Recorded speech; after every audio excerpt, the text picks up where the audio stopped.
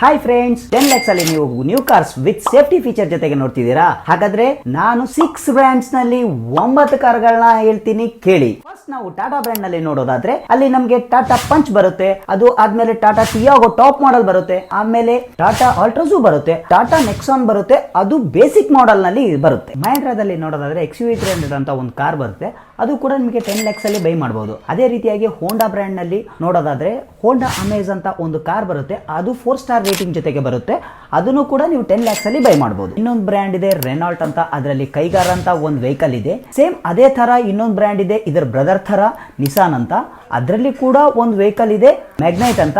ಇವೆರಡು ಸಿಮಿಲರ್ ಆಗಿರುತ್ತೆ, ನೀವು ಲುಕ್ಸ್ ನೋಡ್ಕೊಂಡು ಬೈ ಮಾಡ್ಕೋಬಹುದು. ಇವೆರಡು ಕೂಡ 4 ಸ್ಟಾರ್ ರೇಟಿಂಗ್ ಅಲ್ಲಿ ಬರುತ್ತೆ. ಮಾರುತಿ ಸುಜುಕಿಯಲ್ಲಿ ಕೂಡ ಒಂದು ವೆಹಿಕಲ್ ಇದೆ 4 ಸ್ಟಾರ್ ರೇಟಿಂಗ್ ಜೊತೆಗೆ, ಬ್ರೆಜಾ ಅಂತ, ಅದನ್ನು ಕೂಡ 10 lakhs ನಲ್ಲಿ ಚೂಸ್ ಮಾಡ್ಕೋಬಹುದು. ಇವಾಗ ನಾನು ಹೇಳಿರೋ ಕಾರ್ಸ್ ಎಲ್ಲಾನು 4 ಸ್ಟಾರ್ ಅಂಡ್ ಅಬೋ ರೇಟಿಂಗ್ ಜೊತೆಗೆ ಬರುತ್ತೆ.